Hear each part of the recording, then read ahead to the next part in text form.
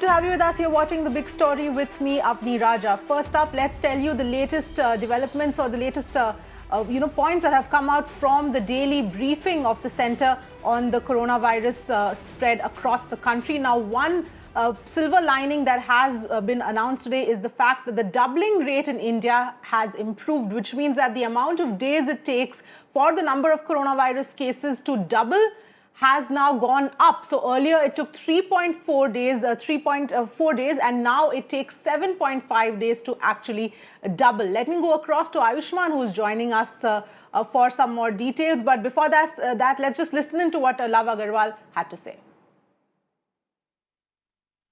Doubling rate of cases, जिसका मतलब है कि कितने दिनों में टोटल केस काउंट डबल हो रहा है, उसको हम अलग अलग इंटरवल्स पर कैलकुलेट करते हैं और जिसके तहत हमने पिछले 7 दिनों के डबलिंग रेट के बेसिस पे जब कैलकुलेट किया तो देखा कि इंडिया का डबलिंग रेट लॉकडाउन से पहले जो 3.4 था, अब वह इम्प्रूव होकर 7.5 हो चुका है। और इससे संबंधित और भी एक अच्छी न्यूज़ ये है कि अगर हम 19 अप्रैल तक का डेटा लें तो इस नेशनल एवरेज के तहत 18 स्टेट्स में नेशनल एवरेज से बेटर परफॉर्मेंस और बेटर इंप्रूवमेंट नोटिस किया गया है, जिसमें कि दिल्ली में डबलिंग रेट 8.5 डेज है, कर्नाटका में 9.2 डेज है, Telangana 9.4 days, Andhra Pradesh 10.6 days, Jammu Kashmir 11.5 days, Punjab 13.1 days, Chhattisgarh 13.3 days, Tamil Nadu 14 days और बिहार 16.4 डेज। माही और कोडगु इन दोनों जिलों में जहां पर कि पिछले 28 दिनों से कोई केस नहीं आया था, उसमें एक और जिला जुड़ गया है, वह है पौड़ी गढ़वाल उत्तराखंड से। साथ ही टोटल 59 डिस्ट्रिक्ट्स हैं 23 स्टेट और यूनियन टेरिटरीज से, जहां पर पिछले 14 दिनों से कोई केस नहीं आया है, जिसमें 6 नए जिले जुड़े हैं। वह हैं डूंगरपुर और पाली राजस्थान से, जामनगर मोरबी गुजरात से, नॉर्थ गोवा गोवा से, गोमती त्रिपुरा से। और इससे संबंधित हम आप लोगों से रिक्वेस्ट करना चाहेंगे कि फिर भी हमें हर तरीके से सतर्क रहने की आवश्यकता है। Let me go across to Ayushman now for more details. Ayushman, this of course is a piece of good news coming in, the fact that the doubling rate has now reduced, so to speak. In fact, it takes a longer time for the number of cases to actually double. If you can just take us through the details. Well, Avni, this was in the hindsight of the government. That is why you see an extended lockdown, because currently the only purpose that the lockdown is serving is that it is not allowing people to come out, and when people are not coming out, when the gathering is not there, definitely the chain of transmission, which can be exponentially high, that chance has been reduced. But the health ministry today clearly said that it has gone past 7.5%, and it actually, if you go through the comparative analysis with the other parts of the world, the other countries, currently India is faring better as compared to Italy, USA, China, Spain, and other countries. Currently, we have also been told that there are 2 states in India, Odisha and Kerala, who have the best in the doubling rate. In Odisha, we are seeing a doubling ratio of 39.8 days, which is precisely 40 days. In Kerala, it is 72.2 days. Number of cases are taken to get it doubled. At the same time, till yesterday, we had 2 districts from where in last 28 days the cases did not come, and Pauri Garhwal has now been included in that. So now 3 districts from where we have seen earlier cases now are in the green zone, which is the criteria, because if you don't report a case for 28 days, a zone becomes a green zone. So this is a positive news that we have got it from the health ministry. But for the symptomatic and asymptomatic patients, which you were talking about, Avni, the ICMR has clearly said that the current statistics of the number of cases that they are getting right now is that 80% of the people that they are testing who are turning out to be positive, they are the asymptomatic patients, and that is a cause of concern, because they can normally be carrier, what Arvind Kejriwal 2 days ago said. And currently, with the rapid kits in India right now, and more order has been placed, we can expect more tests to take place, because as you see the number going up, you have also seen the number of tests going up. And ICMR is saying that in many cases, in the asymptomatic cases, they don't even need the formal hospitalization, and they can get discharged only after a few medications. So currently, from the ICMR, it is being said that 80% of the Right. cases are asymptomatic here, asymptomatic who are turning out to be positive. Absolutely, Ayushman. That, of course, is a cause of concern there. 80% of cases being asymptomatic. Thanks so much for joining us with all of those details. Meanwhile, of course, India remains on the edge. Now, we are seeing an increase in the number of cases, but at the same time, there are several states which have sort of decided to relax the lockdown measures to a certain extent in areas that are safe, that are not hotspots. Now, certain activities related to agriculture, horticulture, industries, especially in rural areas and special economic zones and industrial townships are, being relaxed at this point in time. In fact, Delhi, Punjab, Telangana will meanwhile see a further lockdown till the end of this phase itself. And of course, the total number of cases now have crossed 17,000 mark. Death toll is currently at 543. Meanwhile, let's turn our attention to the state of Tamil Nadu right now. In fact, in Tamil Nadu, a decision has been taken to keep the lockdown status quo, to offer no relaxation at this point in time. This was a decision that was taken after the state government, met with an expert committee, and this decision was recommended, and this was then implemented, saying that there is going to be no relaxation in the lockdown in Tamil Nadu right now. Pramod is joining us for more details. Pramod, if you can take us through the rationale that the state has given for absolutely no relaxation in the lockdown, where you're seeing some states who have started giving some kind of a graded relaxation. Within a period of 7 days, it seems like certain things have developed in the state of Tamil Nadu, because the last time the chief minister met the press, that was on last Friday, he was pretty confident. In fact, he said that the number of patients will decrease, and within 3 days we can see a positive kind of situation prevailing in the state. And what happened is that after his speech, the number of patients started increasing, actually 35, 46, and yesterday alone it was 105. So it means like the chief minister and others had to go back and what they have said. Now the press release that has been provided by the state government claims that the expert committee met on 16th, and after today there was another kind of reversion of what has occurred. And keeping all this in mind, there are close to 34 districts that's been affected in the state of Tamil Nadu, of which Chennai, Tirupur, Coimbatore have a patient's number that is above 100. In Chennai alone, it's 288 with 80 containment zones, and across the state, it is 558. Keeping all this in mind, the information that has been provided by the Tamil Nadu government right now is that the lockdown will continue, the status quo will prevail, and all restrictions that has been implemented will stay until 3rd of May. Yes, the expert committee will meet in between to actually have a discussion about the development of the state again. But until then, the lockdown will continue in Tamil Nadu.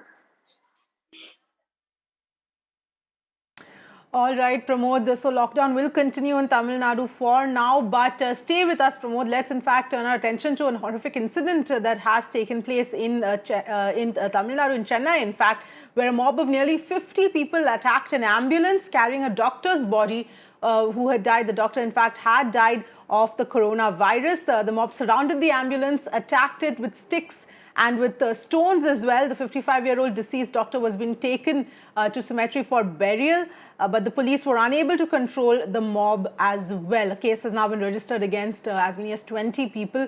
Pramod, this is a horrific incident, of course, coming to light here. If you can take us through what happened.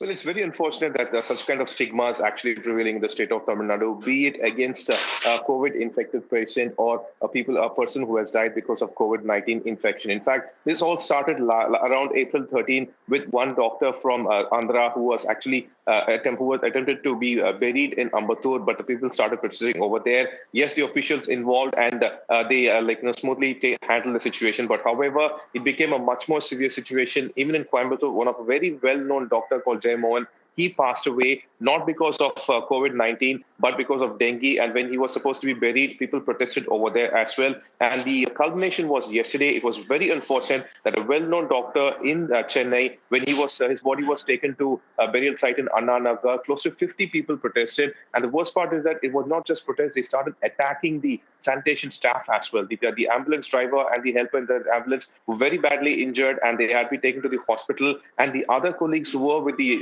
doctor's body claimed that they had to run for their life, leaving the body behind. Many are questioning as to, is this the way people are repaying for the services that are being provided by the doctors at this moment? So that's the kind of situation. And not just that, the colleagues of this particular doctor are also requesting the state government to take this matter seriously and sensitize the people that COVID-19, a patient who dies of COVID-19 and all the rules and regulations are followed, there is not a very less chance of him during burial or cremation of spreading the virus.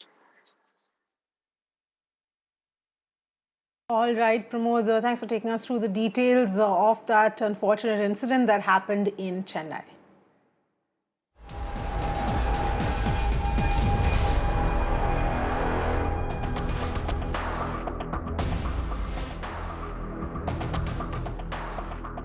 Now, Union Minister Prakash Javadekar has warned against fake news. He said that a secular communal narrative is deliberately being pushed by some people in the battle against coronavirus. He reiterated that the government is against fake news of all kinds and that everybody must cooperate in this fight against the coronavirus. These comments coming from Union Minister Prakash Javadekar in light of fake news that has also been doing the rounds surrounding coronavirus.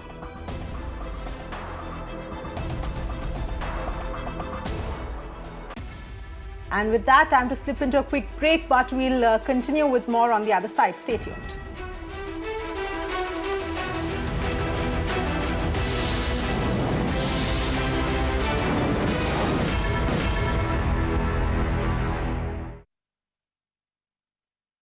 Welcome back. You're watching The Big Story.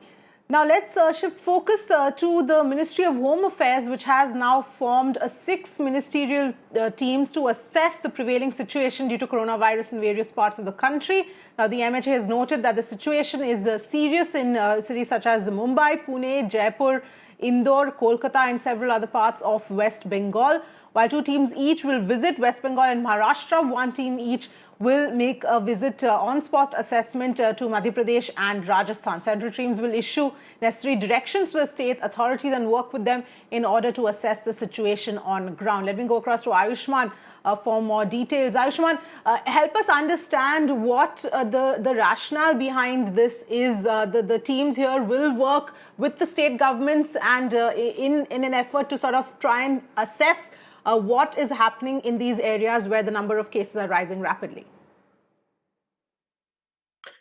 Well, Avni, it is a team from the center which won't be working with the states, but will assess the situation on ground as to what is the norm that is being followed. There are 6 teams which will be going to 4 states. First is Maharashtra in Mumbai and Pune. It will be going in Rajasthan. It will go to Jaipur. 1 team will be going to Indore because in Indore we have seen a large number of cases coming and there has been daily report that the number of cases are rising. Interestingly, from West Bengal, we have seen more number of places where these teams will be going. And on that note, only you can see the tweet of Mamata Banerjee, who has vehemently opposed this thing and has said that there should be reasons specified as to why these teams would be making a visit to the state. The MHA has clearly said that these teams which will go there on ground, they will assess as to what is the situation, the norms of social distancing is being followed or not, because the National Disaster Management Act is in place in the country right now. And as per that, only the team is going on ground. They'll assess this situation of whether the social distancing norms are being followed in the state or not. That will be seen. Also, how prepared are the states? How are the healthcare facilities they are working on ground? Whether the PPEs are available or not, the supplies are available or not, that will be seen by these teams. Right. All right, Ayushman. Thanks for joining us with all of those details. In fact, let's now take a look at what Mamata Banerjee has said. Now, the West Bengal Chief Minister has raised questions over the centre's deployment of 2 interministerial central teams in select districts of the state to assess the prevailing situation due to COVID-19. In fact, she tweeted about this and has asked Home Minister Amit Shah to share the criterion basis which this particular deployment has been done, saying that the move by the centre without stating valid reasons for deployment of teams isn't consistent with the spirit of federalism. Let me, in fact, go across to my colleague Tamal, who's joining us for more details. Tamal, help us understand what Mamata Banerjee's hesitation or questioning this decision really is, because this is not something that's happening only in West Bengal. This is happening across the several states. Well, that's right, but still the health as a subject remains as a state subject. So Mamata Banerjee's concern and contention is, if the central government is deciding something of this nature, could the central government have consulted with the state government at the first place? Something which has not happened. Thus, she is seeking more clarity as with regards to the criteria of IMCTs, as what would be their mandate, what would be their objective, what exactly they would be doing. If they want to seek information, they can do it from the state government. In fact, as we speak, the Chief Secretary of the state is holding a press conference, and he has just clarified that if anyone is seeking information from the state government would be more than willing to cooperate and let them know the information. But as far as the central team coming and doing their own assessment, spot assessment, doing their own inspection, to which Mamata Banerjee's government and she herself in the capacity of a chief minister is of the opinion is an infringement into the federal structure. The reason why she has expressed her qualm, and she has also expressed that she is afraid that she possibly won't be able to cooperate much, where all her cooperation is needed or the state's cooperation is needed. Right. After the MHA's letter, it is being clarified that they would be brought to the state in flights arranged by the central government, but thereafter, as far as their mobility is concerned and logistics are concerned, that has to be arranged by the state government. At this point in time, the state government possibly won't do that until and unless the state is being given further clarity. Right. All right, Tamal. Thanks so much for joining us with all of those details.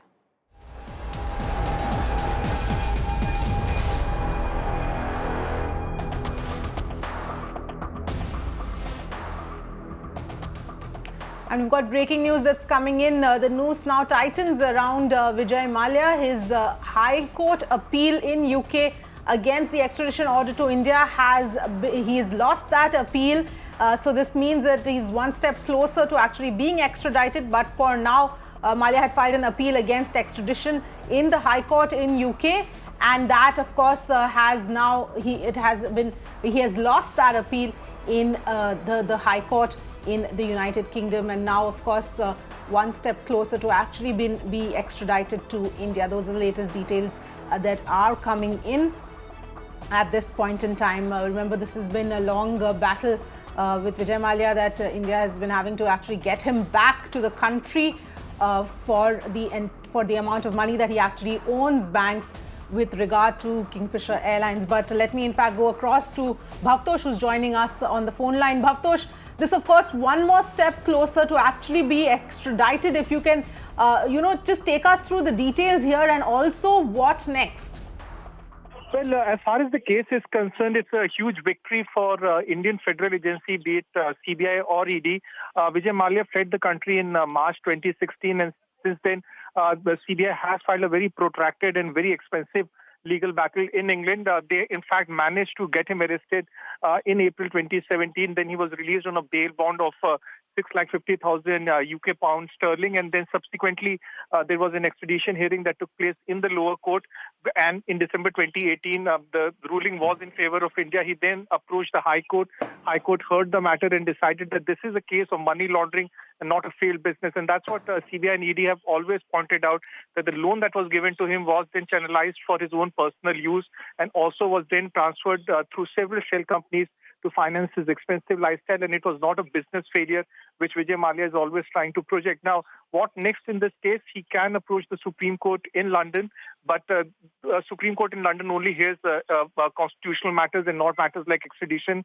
And within 28 days, the Home Secretary of UK will file the extradition, will sign the extradition papers, and then it is expected that Indian authorities will be given the custody of Vijay Mallya at Heathrow Airport, and one can expect that within 40 to 45 days, Vijay Mallya can be brought back to India because the offence has taken place in Mumbai. It's likely that he will be brought here.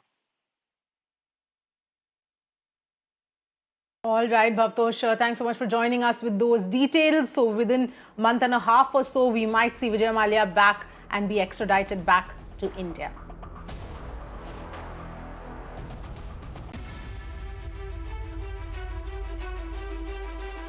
And with that, it's a wrap on this edition of The Big Story. Thanks for watching. Stay tuned to Mirror Now.